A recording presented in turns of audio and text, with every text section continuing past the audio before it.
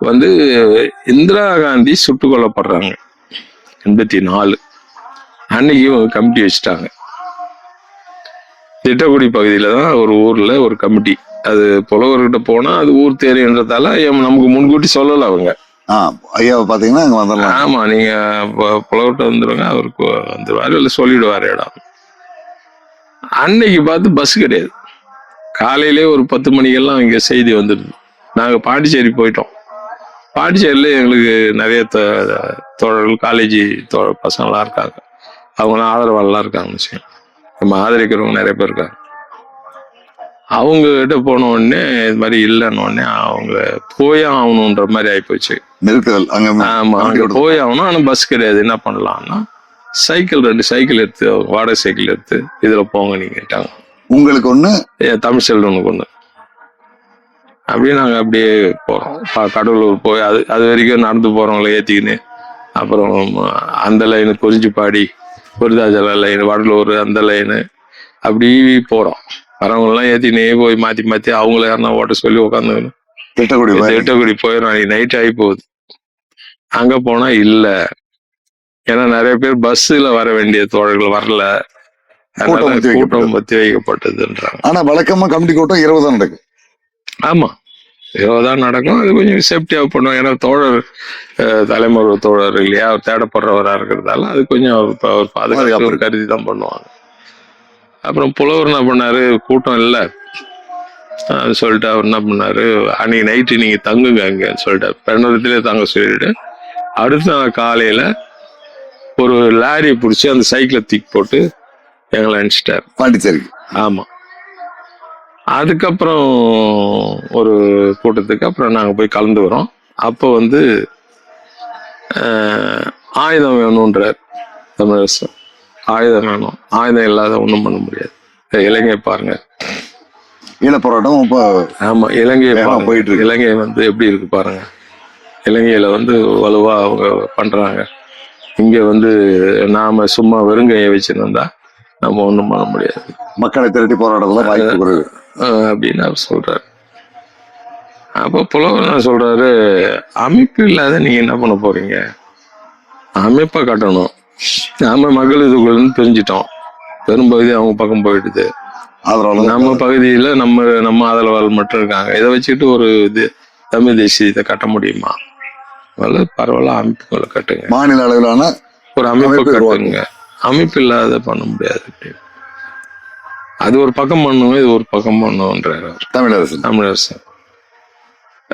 அப்ப வந்து இவர் என்ன சொல்றாரு, நான் விவசாயிகள்கிட்ட வசூல் பண்ணி தரேன், கட்டாயம் அப்படிதான் பணம் வேணும், ஆயுதம் வாங்கன்னா விவசாயிகிட்ட நான் வசூல் பண்ணி தரேன்றார் புலவர். என்ன 1 லட்சம் 2 லட்சம் பண்ண எந்த மூலைக்கு? அதெல்லாம் இப்ப கட்டுப்படி ஆகாது. அந்த காலத்திலேயே 2 லட்சம் பத்தாது. இதெல்லாம் பத்தாது, இதெல்லாம் சரி வராது அப்படின்றார்.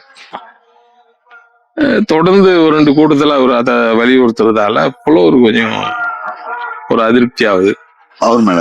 ஆமா, என்ன தோழர், அவர் என்ன பண்ணட்டும், நீங்க வாங்க நம்ம வேலையை பார்ப்போம், நீங்க நம்ம வேலையை பார்ப்போம், நீங்க அவரை விடுங்க, அவர் ஏதாவது வம்புல கொண்டு போய் எல்லாரையும் மாட்டி எல்லாரையும் வீணாக்க பாக்குறாரு அப்படின்னு ஒரு புலவர் சொல்ல ஆரம்பிச்சாரு. ஆமா, சரிங்க. ஆனா எனக்கு என்னன்னா தமிழரசை விடக்கூடாதுன்ற அடிப்படையிலேயே நான் என்னுடைய அணுகுமுறை இருந்தது. அவர் வந்து ஏன் அவரை வந்து நம்ம விடணும், அவரு கொஞ்சம் வேகமா இருக்காரு தவிர விவரமான தோழர். அவரு தமிழ் தேசிய முழுமையான ஒரு அறிவாற்றல் உள்ள ஒரு தோழர். எல்லாரை விட, அங்க இருக்கிற எல்லா தோழர்களோட, நம்ம அமைப்புல இருக்கிற எல்லா தோழர்களோட ஒரு விஞ்ஞானபூர்வமான ஒரு ஆய்வு உள்ள ஒரு தோழர். அதை பற்றிய ஒரு இது உள்ளவர், ஒரு அக்கறை உள்ளவர், அதை முன்னெடுத்து செல்லக்கூடிய ஒரு தலைமை தாங்கக்கூடிய பண்பு எல்லா பகுதியும் உள்ள ஒரு தோழர் அவர். என்ன அவர்கிட்ட ரொம்ப வேகம் இருக்கு, அதுதான் அவர்கிட்ட குறைபாடு. அதனால நம்ம அதை வச்சு நம்ம இது பண்ணக்கூடாது, அவரை விட்டுறக்கூடாது. அவரு இல்லாத ஒரு தமிழ் தேசியம் சாத்தியம் இல்லைன்ற அடிப்படையில தான் நாங்க வந்து அவரை விடக்கூடாதுன்னு அடிப்படையில ரொம்ப தெளிவா நம்ம இருக்கோம். அப்ப இவர் புலவர் கூட இருந்தாலும் நாங்க அவரு கூட தொடர்பு வச்சுட்டு தான் இருக்கோம். அவரை சந்திக்கிறது போறது எல்லாம், அவருக்கு கேட்கக்கூடிய சில உதவிகளையும் அவரை பாக்குறது போறது எல்லாம் உண்டு. அதுல அவரும் புலவரா அவர் பார்க்க கூடாதுன்னு சொல்லல, அவர் லைன் வந்து நம்மள சிக்கல்ல கொண்டு போய் விட்டுருன்ற மாதிரிதான் சொல்லியிருக்காரு. அச்சப்படுறாரு. ஆமா சார். அவரு அவர் மேல வந்து பெரிய இதெல்லாம் கிடையாது அவருக்கு. முரண்பாடெல்லாம் கிடையாது. ஆமா. என்ன தோழர், அவருக்கு ரொம்ப வம்புல போய் வந்து இருக்கிறவங்க கொஞ்சம் பேர் தான் இருக்கான், போய் சிக்கலை கொண்டாந்து விட்டாருன்னா அப்புறம் எந்த தமிழ் தேசியத்தை நம்ம கட்டுறது? அவரு போற இது வந்து வேகம் வந்து நமக்கு எல்லாருக்கும் சிக்கலை உண்டாயிட்டோம். இப்ப ஆயுதம் எடுத்து நீ என்ன பண்ணு வச்சுன்னு இருந்தீங்கன்னா இன்னைக்கு இருக்கிற அரசு விடுவானா நம்மள? பலமாயிட்டு இருக்கு. ஒரு ஒரு பெரிய பேரரசு மாதிரி இருக்கு இந்தியா. அதுல நம்ம எந்த மூலைக்கு அதை எதிர்க்கக்கூடிய ஒரு ஆற்றல் நமக்கு வேணும்னா நம்ம அமைப்புகளை உருவாக்கி தோழர்கள் அதிகமா நம்ம கொண்டாடணும் அப்படின்ற அடிப்படையில தான் புலவர் சொல்றாரு. புலவர் சொல்றது சரின்றதுதான் நம்மளுடைய இது நிலைப்பாடு. ரெண்டாவது, வடார்காடுல ஏற்பட்ட அந்த கண்ணாமணிக்கு பிறகு வெற்றிடத்தை பூர்த்தி பண்ண காரணம் இல்லை. கண்ணாமணி நிகழ்வுக்கு பிறகு அந்த இடம் காலியா இருக்குது. அங்க வந்து தோழர் வேலு இருக்காரு, வடார்காடுல ரத்தன வேலு இருக்காரு, 2 தோழர்கள் முக்கியமான தோழர்கள் இருக்காங்க. தரும்புள்ள இருக்காரு, ஜீவகன் இருக்காரு, மார்ஸ்ன்னு ஒரு தோழர் இருக்காரு தருமபுரியில. இன்னும் பாத்தீங்கன்னா ராமசாமின்னு ஒரு சேலத்துல ஒரு தோழர் இருக்காரு. இவங்கெல்லாம் நம்ம மாதிரி இயங்கக்கூடிய தோழர்கள், முன்னணி தோழர்கள் அவங்க. இன்னும் சில தோழர் இருக்கிறாங்க. நாம வந்து இங்கேயே இருந்தா வேலைக்கு ஆகுது, நாங்க நேரம் அங்க போயிட்டோம். ஆமா, நேரம் ஜீவன்கிட்ட போகுது. அப்புறம் ஜீவன் எல்லா பகுதியும் கூப்பிட்டு போவாரு. அங்க தொடர்ந்து எங்களுடைய இது வந்து நாங்க அடிக்கடி அங்க போய் அங்க சுத்துறது, மறுபடியும் வடார்காடு போறது, அங்க வேலு மற்ற தோழர்களை பாக்குறது, இது ரொட்டீனா நடந்துட்டு இருந்தது. புலவருக்கும் தமிழரசருக்குமான அந்த வேகமும் மிதமும்ங்கிற பிரச்சனை நடக்கும்போது இதுவும் நடக்குது. அப்போ தமிழரசன் என்ன பண்றாரு, புலவர் விட்டு எங்களை தேடுறாரு. அப்ப நாங்க இங்க வராரு, நம்ம வீட்டுக்கு வராரு. நாம இல்லாத நேரத்துல எங்க போனோம், நேரா நம்ம இதெல்லாம் இருக்கிறோம்னு கேள்விப்பட்ட ஒரு தருமபுரி வர்றாரு. இங்க இருந்து தருமபுரிக்கு வர்றாரு. சரி, விஜயம் வீட்டுக்கு வர்றாரு. அவரு எங்கேயும் புடிச்சிருவாரு அவரு. ஆமா, எப்படியாவது புடிச்சிருவாரு. ஏதாவது புடிச்சு எங்க ஏது யார விசாரிச்சா சரிதான் தெரியும் அவருக்கு. வந்துட்டாரு அங்க. அப்புறம் வந்து என்ன தோழர் இந்த மாதிரி ஜீவகன் எங்க இருக்காருங்க? தருமபுரி புலியூர்ல இருக்காரு. புலியூர் அவங்க நல்லா வசதியான குடும்பம். அவங்க வீட்டை சுத்தியே ஒரு 1000 தென்னை மரம் இருக்கும். தென்னந்தோப்பு இருக்கும். அவங்க அண்ணன் மகாலிங்கம் பெரியவர், இவரு ஜீவகன் 2வது, ராஜான்னு ஒருத்தர் 3வது. 3 பேர் அண்ணன் தம்பி. இவருடைய மாமா தான் KP முனுசாமி, அதிமுக தலைவர். KP முனுசாமி முக்கிய தலைவர்ல ஒருத்தர். அவரை நக்சலைட்னு சொன்னது இந்த அடிப்படையில தான், ஜீவகனை வச்சுதான். ஜீவகன் மூலமாக இருக்கிற உறவைத்தான்.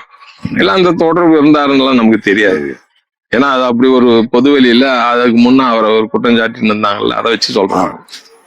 அதை நான் பத்தி நம்ம விசாரிச்சதே கிடையாது. எனக்கே ரொம்ப லேட்டா தான் தெரியும், கடைசியா தான் தெரியும். செஞ்சியார் சொல்லிதான் அது எனக்கு தெரியும். ஜி ராமச்சந்திரன் தான் வந்து KP முனுசாமி ஜீவகனுக்கு மாமா. அது கூட நான் விசாரிக்கல, தாய் மாமாவா இல்ல அக்கா புருஷனா, 2ல 1. 2ல 1 முக்கிய உறவினர் அவர். ஒண்ணு தாய் மாமனா இருக்கணும், இல்ல அக்கா புருஷனா இருக்கணும், அந்த வீட்டுல பொண்ணு கட்டினவரா இருக்கணும். புலியூர் நீங்க போயிருக்கீங்க? புலியூர்ல நிறைய தடவை போயிருக்கேன். புலியூர் நிறைய அவங்க வீட்டுல தங்கியிருக்கேன். அவங்க வீட்டுல தான் தங்குவேன். ஏன்னா நல்லா ஒரு தங்கறதுக்கு போறதுக்குலாம் ஒரு வசதியான வீடு, ஒரு பாதுகாப்பான வீடு நம்மளுக்கு. அவருக்கு போலீஸ் தொந்தரவு இருந்தாலும் அதை விட அங்க இருக்கிற அவருடைய ஆதரவாளர்கள் அதிகம் அந்த கிராமத்துல, அந்த ஊர்ல. போலீஸ்காரன் வந்தா கூட நம்மளுக்கு புஷன் போயிட முடியாது நம்ம சீக்கிரம், அவ்வளவு கட்டுப்பாடு இருக்கு அவங்க. ஆமா, அவங்க சூழ்ந்துவாங்க. நான் போறேன் ஒரு பகல் இந்த மாதிரி நேரத்துல போயிட்டேன்னா அங்க இருக்கிறவங்க எல்லாம் பார்த்துட்டு தோழர் வந்துட்டாரு, என்ன செய்யலாம்? அப்படியே ஒரு 10 பேர் தென்னை மரம் ஏறுவான். ஒரு அணில் இந்த மரத்துல ஏறுதுன்னா சுத்தி 10 மரத்துல ஏறி அந்த அணில புடிச்சுவானோ அந்த தென்னை மரத்துல. அந்த மாதிரி ஒரு 10 அணில புடிச்சு அப்பயே உரிச்சு அதை அப்படியே கண்டம் பண்ணி அப்படியே ஒரு இது தயாரிச்சு சாப்பிட சொல்லிடுவாங்க. உபசரிப்பு உடனே நடக்கும். அது ஒரு 1/2 மணி நேரத்துல சரி, அந்த மாதிரி இளைஞர்கள் நிறைய பேர் இருப்பாங்க. ஜீவன் நீங்க அங்க இருக்கும்போது தமிழரசன் உங்களை தேடி வர்றாரு. ஆமா, தேடி வர்றாரு. தேடி வந்தாருன்னா அப்ப வந்து அவரு பேசுறாரு, என்ன தோழர், என்ன நீங்க நான் பணம் எடுக்கிறத பத்தி, பணம் வேணுன்றத பத்தி நான் சொல்லியிருந்தேன், நீங்க அப்படியே இருக்கிறீங்க, அவரை நம்பி எல்லாம் பண்ண முடியுமா? புலவர் எங்க அவர் வசூல் பண்ணின்னு போயின்னு வந்திருப்பாரு. ரெண்டாவது அவர் போய் என்னன்னு கேட்பாரு, விவசாயிட்ட போய் நான் ஆயுதம் வாங்கணும் பணம் ஒண்ணு கேட்டா அது சரி வருமா? என்னன்னு கேட்டு எவ்வளவு வசூல் பண்ண முடியும்? விவசாயிகள்னா ஒரு மாநாட்டுக்கு நோட்டீஸ் அடிக்கிறதுக்கு போஸ்ட் அடிக்கிறதுக்கு தான் கொடுப்பான். ஆயுதம் வாங்குற அளவுக்கு அவன் பணம் ஆயுதம் வாங்குறது கூட சொல்லலாம். ஆதரவு, நேரடி ஆதரவாளர்ல கேட்கலாம். அதுல கொஞ்சம் வசதியானவங்க கொடுப்பான். ஊழியரா இருக்கிறவங்க, அரசு ஊழியரோ மற்றவங்க சம்பாதிக்கிறவங்க கொடுப்பாங்க. அது பெரிய அளவுல ஒன்றும் பண்ண முடியாது இல்ல. அப்போ அவர் வந்து அது சொன்னாரு, என்ன செய்ய போறீங்க தோழர், என்ன சொல்றீங்க, நீங்க என்ன சொல்றீங்க ஐடியா, உங்க கருத்தை கேட்கிறாரு. நான் சொல்றேன், அவரை கேட்கலாம், நீங்க என்னதான் சொல்ல வரீங்க சொல்லுங்க. தமிழரசன், நாங்க அமைப்பு காட்டணும்ன்றோம், நீங்க அதை 2ஆம் பட்சமா பண்றீங்க, நீங்க என்ன சொல்ல வரீங்க? இங்க ஜோலார்பேட் லைன்ல பேங்க்கு பணம் எடுத்துட்டு வருவோம், கவர்மெண்ட் பேங்க், இதுக்கு வங்கியில ட்ரெயின்ல வரும், ட்ரெயின்ல பணம். ஆமா, 2 போலீஸ்காரன் தான் வருவான், ஈஸியா அந்த பணத்தை நம்ம பிடிங்கிடலான்னாரு. சரிங்க, இரவு நேர பயணித்தும் போதோ பகல்ல ஏதோ இது பகல்ல தான் வரும், பெரும்பாலும் நைட்ல வராது, பகல்ல தான் வரும். நான் சொன்னேன், இது என்ன வாயால சொல்றதா, இது சாத்தியமான விஷயமா? சாத்தியம் தோழர், ஒரு 10 பேர் தான் போதும். அங்க நாம எங்க பணத்தை கீழே தள்ளுறோமோ அங்க 2-3 இடத்துல ஆளுங்களை கீழே அந்த ஏரியாவில் நம்ம நிறுத்திடணும். அங்கிருந்து ஒரு பைக்கில் அதை எடுத்துட்டு போற மாதிரி 2 பைக்கோ ஏதோ ஒரு வாகனம் ரெடி பண்ணிக்கணும். இதெல்லாம் அதுல இருக்குது அந்த விஷயத்துல. 2வது, நம்ம ட்ரெயின் ஏறுற இதுல வந்து ஏறிட்டு பக்கத்துல இதுல ஏறிட்டா கூட அந்த நேரத்துல அவன் பயணிகளோட வருவானோ இல்ல தனியா வருவானோ, அந்த அடுத்த ஸ்டேஷன்ல வண்டி கிளம்பும் போதே அவன் கூட ஏறிட்டா அவனை அட்டாக் பண்ணிட்டு நம்ம இது பண்ணி எடுத்துடலாம். வங்கிகளோ மற்ற இடத்துலயும் போய் எடுக்கிறது இது எளிமைங்கிறார். அதெல்லாம் அப்ப சாத்தியம் இல்லை, இது ஈஸின்ற மாதிரி இருந்தது. அதெல்லாம் தேவையில்லை தோழர். நீங்க பணம் இது மாதிரிதான் கொள்ளை அடிச்சதான் அர்த்தம். தேசிய அளவுல பிரச்சனையாது. அது கொள்ளை தானே. இது நீ யாருன்னு தெரியுமா? என்ன நோக்கத்துக்காக இருக்கு தெரியுமா?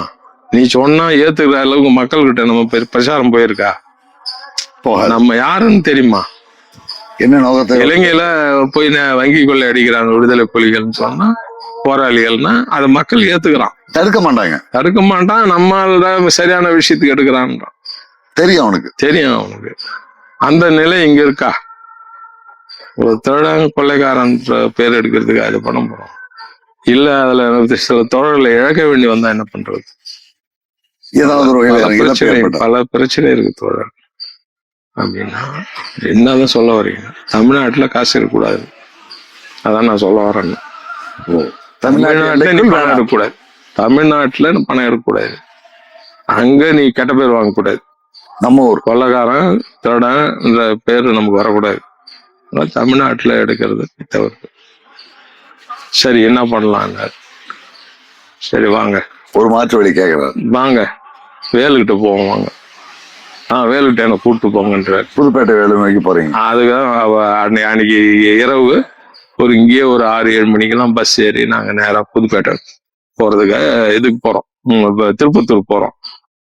திருப்பத்தூர் இறங்கி அன்னைக்கு ஒரு டவுன் வண்டியில புதுப்பேட்டை நாட்டாம்பள்ளி போற ஒரு பஸ் புதுப்பேட்டை வழியா போவோம். அது ஒரு பேரூர் மாதிரி புதுப்பேட்டை. அந்த ஊருக்கு போய் அங்க இறங்கி பக்கத்துலதான் அத்தியூர், நடந்து போயிடலாம். இடையில இப்போ நம்ம ஊருக்கு பக்கத்துல வந்தீங்களே ஒரு 300-400 மீட்டர் தூரத்துல இருந்து கொஞ்சம் தூரம் தான் வச்சுக்கலாம். அதுக்கு முன்ன தோழர் அத்தியூர் போனதில்லை. யாரு? அவரு போனதில்லை, அவருக்கு தெரியாது. நீங்க தான் கூட்டு என்னதான் கூட்டு போக சொல்றாரு. ஏற்கனவே அவர் அது ஐடியாவில் இருக்கார். அங்க வந்ததே வேலையும் பார்க்கணும் தான் அவர் வந்திருக்காரு. ஏன்னா அவர் முதல்ல சொல்லிட்டாரு, இந்த இது பேசுறதுக்கு முன்னே வேலை பார்க்கணும்னே சொன்னாரு என்கிட்ட. சரி. அப்புறம் 2 பேரும் போறோம். தருமபுரியிலிருந்து கிளம்பி ஆமா. போய் திருப்பத்தூர்ல இருந்து ஒரு டவுன் வண்டியில போறோம். போகும்போது அங்க இடைத்தேர்தல் நடந்து ஒரு காங்கிரஸ் அண்ணாமது மணவாளன் ஒரு காங்கிரஸ் வேட்பாளர் எம்எல்ஏ ஜெயிச்சிருக்காரு. அந்த ஊர்வலம் போகுது, ஏராளமான போலீஸார் எல்லாம் போறாங்க. அப்ப இவரு என்ன பண்றாரு, நிறைய போலீஸ் போறத பார்த்துட்டு நல்ல வெளிச்சமா இருக்குது, பஸ்லயும் வெளிச்சம் வெளியிலயும் வெளிச்சம். என்கிட்ட இந்த புத்தகத்தை ஏன் நான் மாலை இல்லை, மணி 8:30 இருக்கும் இரவு. அந்த என்கிட்ட அந்த வார புத்தகத்தை எடுத்து ஒரு முகத்தை இப்படி வச்சுட்டு வர்றாரு. வெளிப்பக்கம் போலீஸ் போகத்தை பார்த்து இவர் பேருந்து உள்ள இருக்காரு, வெளியே. ஆமா, நான் என்னடா வந்திருக்கேன், அவர் என்னடா இருக்காரு. என்ன தோழர் மறைக்கிறீங்கன்னா, இல்ல இங்க நான் ஊத்தங்கரைக்கு என்ன கூப்பிட்டு வந்தாங்க ஒரு தடவை சிறை, அங்க சிறையில இருக்கும்போது இங்க இருக்கிற கியூ போலீஸ் எல்லாமே என்ன பார்த்தாங்க. ஆமா, எல்லாம் பார்த்தாங்க, அடையாளம் காட்டினாங்க என்ன. அவங்க யாராவது போகக்கூடும் இந்த கூட்டத்துல. போலீஸ் சில கரெக்டா ஞாபகம் வச்சிருப்பான், ஒரு தடவை பார்த்தா கூட மறக்க மாட்டாங்க. அது அவங்களுக்கான கூடுதல் திறன். ஆமா, அதனால அது கொஞ்சம் காட்டாம வர்றது கரெக்டா எடுத்தோட. அப்புறம் நேரா புதுப்பேட்டை புதுப்பேட்டையில இறங்கி அங்கிருந்து நடந்து அத்தியூர். புதுப்பேட்டையில இருந்து நீங்க அந்த ரோடு ஒரு மண் ரோடு ஒண்ணு போகும், அந்த ஊரை அத்தியூரை தாண்டினா காட்டூர்ல அதிமுக எம்எல்ஏ இருந்தாரு. அவர் ஒரு முறை இவங்க கண்ணமணி குரூப் அடிச்சது வேலு வீட்டுக்கு முன்னதான். வேலு வீட்டுக்கும் மெயின் ரோட்டுக்கும் நடுவுல மண் ரோட்லயே, அது மண் ரோடு. அது அவர் தாக்குதல் நடத்திட்டாங்க அவர் மேல. அதனால அங்க ஒரு பயம் இருக்கும். ஆமா, அதனால போலீஸ் எப்பயுமே ரோந்து போயின்னு இருக்கும் எம்எல்ஏ வீட்டுக்கு. அப்ப அவர் எம்எல்ஏவா இருக்காரு, அடிக்கடி அந்த ரோட்ல. ஆமா, போலீஸ் போயின்னு இருக்கும். அந்த வழியா தான் நீங்களும் போறீங்க? ஆமா, அந்த வழியா தான் நாங்க போறோம். நாங்க குறுக்கு வழியா போறோம், நிலத்து வழியா போறோம். நம்ம எப்படி அவரை கூடணும்னு தெரியும்ல நமக்கு. பேருந்து பயணத்தை ஒரு கட்டத்தில் நிறுத்திட்டு அதுக்கப்புறம் நடந்துதான் போறீங்க? பக்கத்துல கொஞ்சம் தூரம் தான். நாங்க போனோடனே ஆச்சரியமாயிடுது வேலு எதிர்பார்க்கவே இல்லை. தமிழரசனை பார்க்கணும் ஒரு ஆர்வம் அவருக்கு இருக்கு. உங்களுக்கு இருந்து அதே ஆர்வம் அவருக்கு இருக்கு. ஏற்கனவே பார்த்தவர் தான் பல இதுல கலந்துக்கிட்டாரு. அவர் வீட்டுக்கு வந்துக்கிறாருல, அவரு ஒண்ணு அவங்க மனைவி அவரோட தோழர் தெரிதா, இவர் தான் தமிழரசன் தோழர். என்ன சாப்பாடு அது என்ன மணி 10 ஆயிடுது. என்ன சாப்பாடு இருக்கும் இப்போ? ஒன்றும் சாப்பாடுலாம் ஒன்றும் கிடையாது. என்ன எடுத்து பார்த்தா கொஞ்சம் ஒரு இதுல கொஞ்சம் சோறு, கொஞ்சம் களி, 2 தான் இருக்கு. அவங்க சாப்பாடு செய்ய போறாங்க. அதெல்லாம் வேணாம், சாப்பாடுலாம் நீ செய்வானா, என்ன இருக்குது எடுத்துட்டு வாங்க. தமிழரசன் களியும் சோறும், சோறை என்கிட்ட கொடுத்துட்டாரு. இந்த சோறை நீங்க சாப்பிடுங்க, தண்ணி எடுத்துட்டு வாங்க, உப்பு எடுத்துட்டு வாங்க சொல்ல அவரே கரைச்சி அதை களியை அப்படியே கரைச்சி கூழா கரைச்சி மிளகா எடுத்தா சொல்லி குடிச்சிட்டாரு. அந்த நேரத்துல வயிற்றுக்கு ஏதாவது வேணும். ஆமா, அவ்வளவுதான்.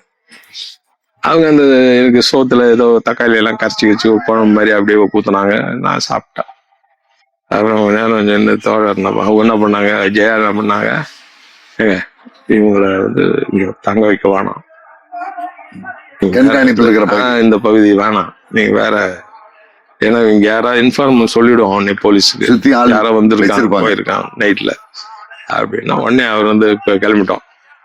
அங்கிருந்து அவர் கூட்டிட்டு ஒரு 4 கிலோமீட்டர் அளவுக்கு போறாரு. நைட்டே நடந்தே போறோம்.